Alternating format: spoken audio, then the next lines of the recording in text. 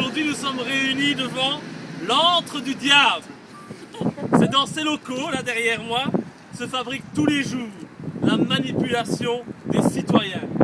C'est ici que se développe ce cancer qui ronge les esprits de nos concitoyens.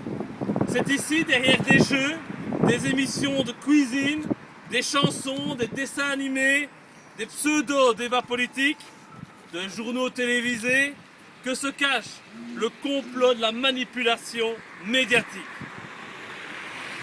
Vous pensez vivre en démocratie, ce n'est qu'un leurre. Vous pensez que la presse est libre, ce n'est qu'une fable.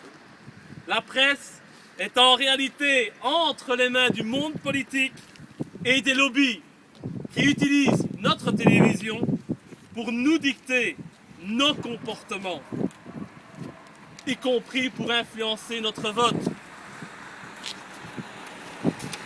Peu après la déclaration de l'indépendance de la Belgique, nous avions un foisonnement de quotidiens et de périodiques dans notre pays. Ainsi, au début du XXe siècle, nous avions plus de 1100 journaux et 105 périodiques aux tendances idéologiques variées. Avec l'apparition de la radio et de la télévision, qui vont progressivement devenir les deux médias dominants, on va assister à une concentration progressive de l'emprise de certains groupes par des rachats, des fusions et bien entendu à la perte des plus petits médias. Il en a résulté la disparition presque totale de la presse d'opinion pour lui préférer une presse plus généraliste, moins visiblement engagée politiquement, pour toucher le plus grand nombre, pour manipuler le plus grand nombre.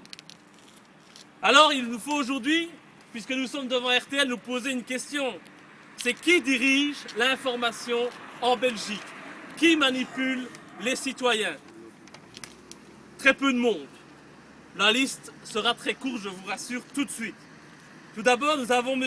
Rick Denolf, à la tête de Roularta Media, et Patrick Urbain du groupe Rossel, qui à eux seuls, dépassent la moitié des tirages francophones pour la presse écrite. Suivent la baronne Barth, à la tête de Concentra, Thomas Leisen, le président du groupe Corelio, Reinhard Mohn, aujourd'hui décédé, pas une grande perte, mais qui était le fils du fondateur de la fondation Bertelsmann. Ah, c'est quoi Bertelsmann?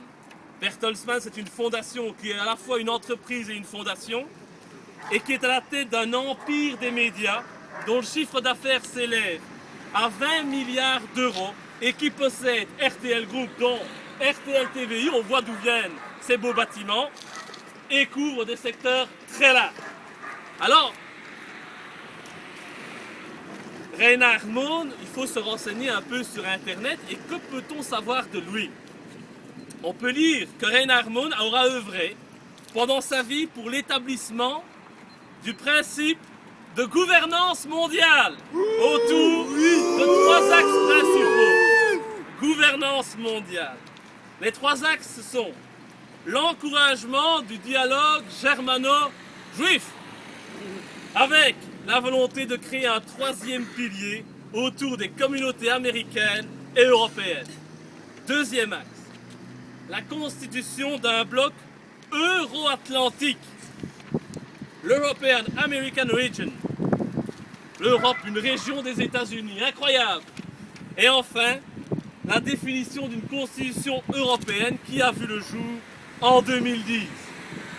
Vous comprendrez maintenant mieux pourquoi RTL TVI vous fera pleurer dans vos chaumières en faisant de longs reportages sur la Shoah, mais que jamais cette chaîne lobbyiste ne vous parlera de la néocolonisation en Afrique, des crimes commis par Israël en Palestine, du génocide belge au Congo, des crimes des États-Unis aux quatre coins du monde, et encore des ravages de la construction européenne, ces ravages sur nos travailleurs qui sont mis en concurrence directe avec des travailleurs européens qui se contentent de salaires de misère.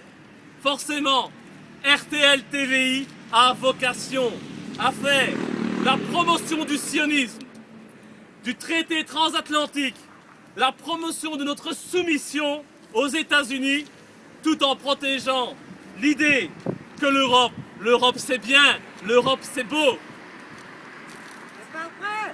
Ne comptez donc pas sur RTL pour donner la parole aux eurosceptiques. Et s'ils le font, eh ben ce sera uniquement pour les ridiculiser comme ils essayent de le faire avec moi depuis 4 ans.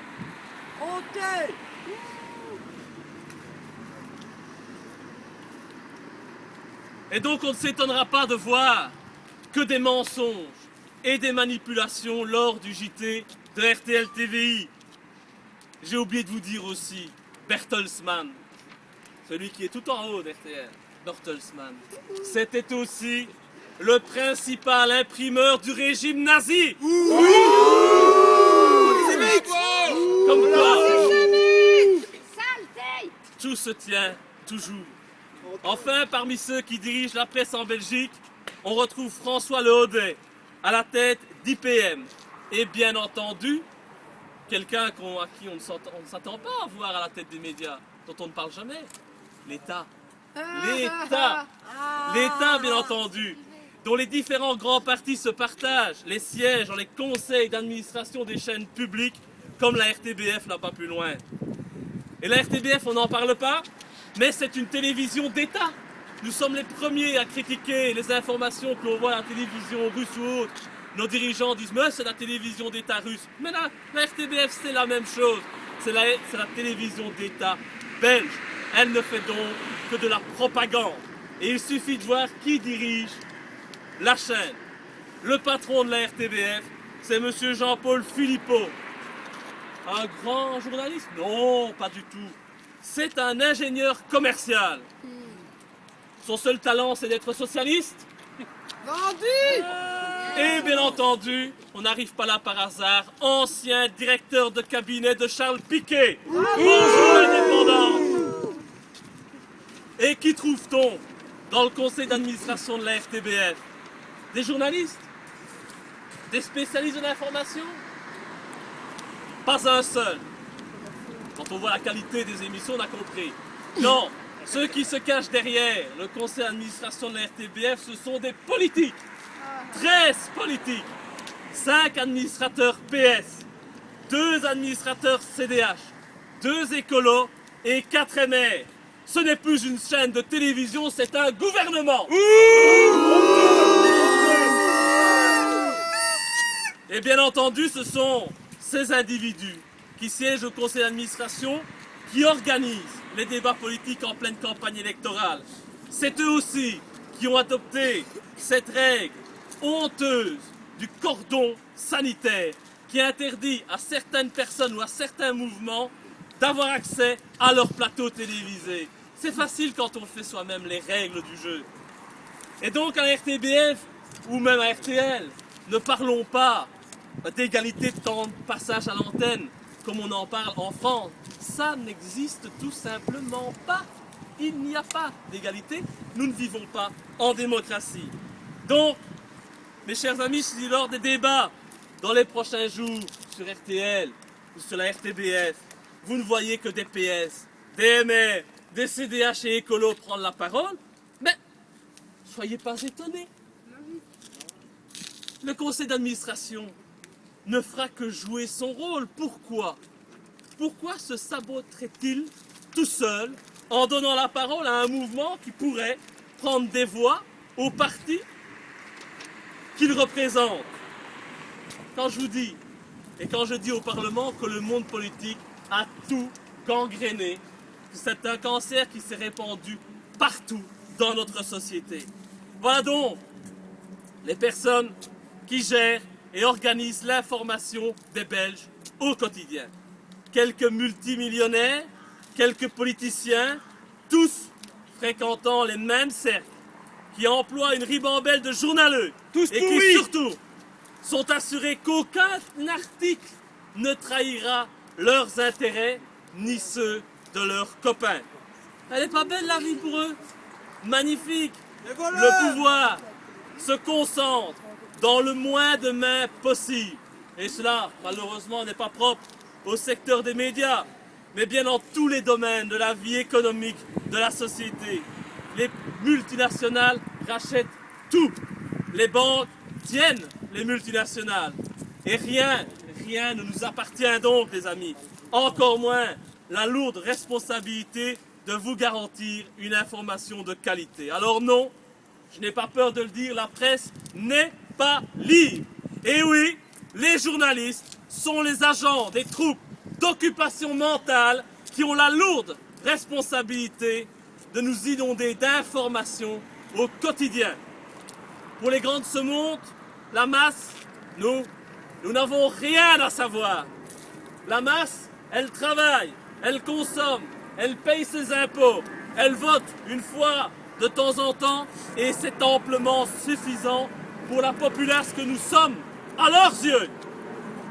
Alors, la RTBF et RTL ce ne sont pas des médias. Ce ne sont que de vulgaires merdias.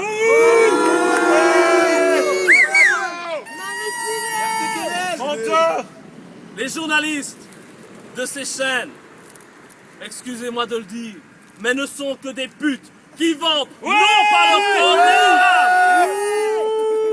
Alors, à ces journalistes qui prennent plaisir à m'insulter publiquement, comme ce fut le cas dimanche dernier sur RTL dans ce qu'on appelle une émission, on refait le monde, eh bien, j'aurais envie de dire qu'on n'est jamais sali que par plus sale que soi.